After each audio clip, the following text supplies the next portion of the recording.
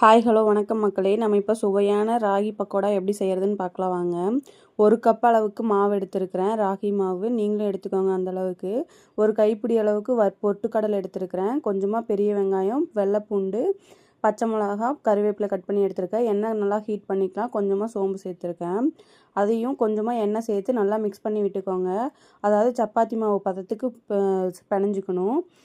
ரொம்ப இதாகவும் பிணையக்கூடாது, தண்ணி மாதிரியும் ரொம்ப கல் மாதிரியும் பிணையக்கூடாது. இல்லைன்னா தனித்தனியாக பொடிஞ்சு வந்துடுங்க. நீங்கள் எண்ணெய் சேர்த்து நல்லா பிணைஞ்சு எடுத்துக்கலாங்க. நெக்ஸ்ட்டு வந்து கொஞ்சமாக தேவையான அளவுக்கு சால்ட்டு சேர்த்துக்கோங்க. இதை நல்லா மிக்ஸ் பண்ணி விட்டுட்டு எண்ணெய் நல்லா ஹீட் ஆனதுக்கப்புறமா இந்த மாதிரி போட்டுக்கோங்க.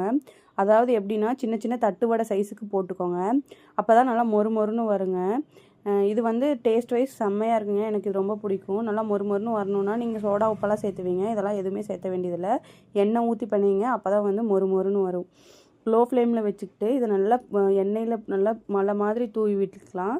தூவி விட்டதுக்கப்புறமா இப்படியும் திருப்பி திருப்பி விடுங்க. நல்லா வேகட்டும். சீக்கிரமாக எடுத்துடாதீங்க, ரொம்பவும் கருக விட்டுறக்கூடாது. முறையான பக்குவத்தில் 10 நிமிஷம் வேக விட்டு நல்லா மொறு மொறுன்னு எடுத்துக்கலாம். ராகி பக்கோடா ரெடி. வாங்க சாப்பிட்லாம். தேங்க்யூ.